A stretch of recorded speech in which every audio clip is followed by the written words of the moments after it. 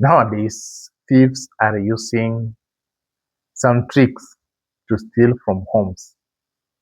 Now, if you are building a home in Kenya, nowadays they don't use the main door to enter the house because they know it's very hectic. What they do, there are some tricks they use. The first one is that they ensure that they know your schedule. They know the time you are leaving and the time you are entering your house. They wait you. They wait at the door, front door. When you're entering, they enter with you. That is the first trick. The second trick, which most people don't know, if you look at your windows, you'll see the balcony window or door,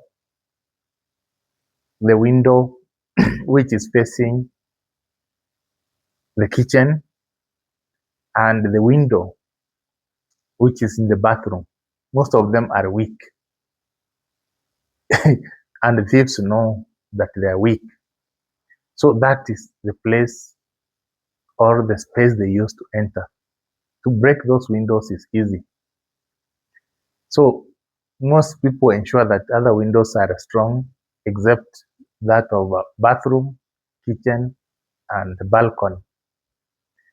Now, in the balcony, most people leave it without closing, especially during the day.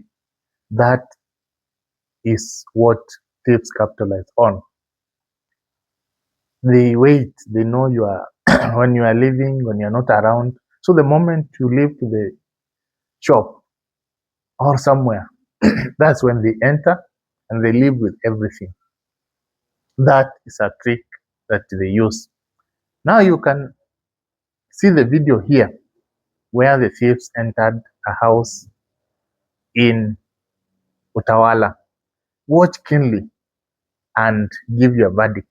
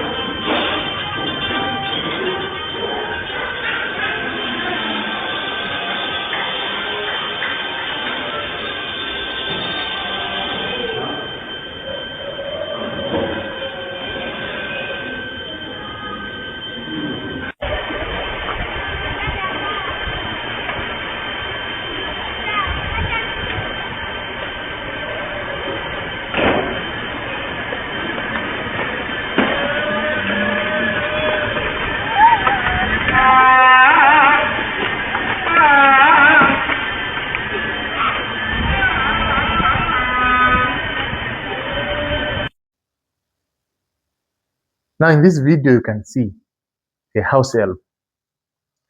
Most thieves normally use the house help to steal. You know, house helps, they interact with everyone and they are the weakest link. So you'll find thieves will collude with the house help. So she'll pretend to go to the shop and leave the house without closing.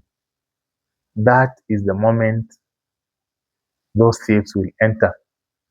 And after leaving, they go outside there, they sell items, and she'll get her share. That is what is happening. So when you are employing a house help, make sure you employ someone you know from your home, a relative, or someone you can trace where they came from. Because some of them have some questionable characters you'll never understand. So that is what happens normally in major towns. There's a case which I wanted to talk about, especially this theft. You have seen it is going up, especially this involving smartphones. People are snatching smartphones in alarming rate. And why do they snatch?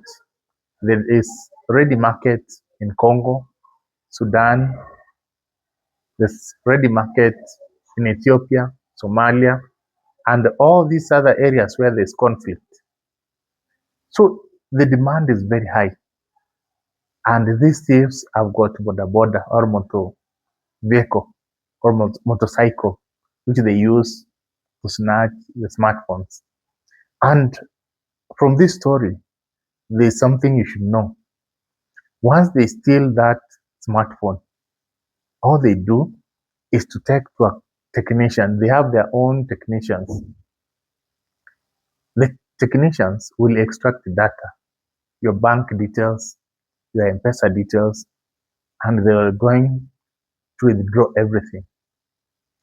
So once you realize that your phone has been stolen, make sure you alert your bank so that nobody can withdraw money.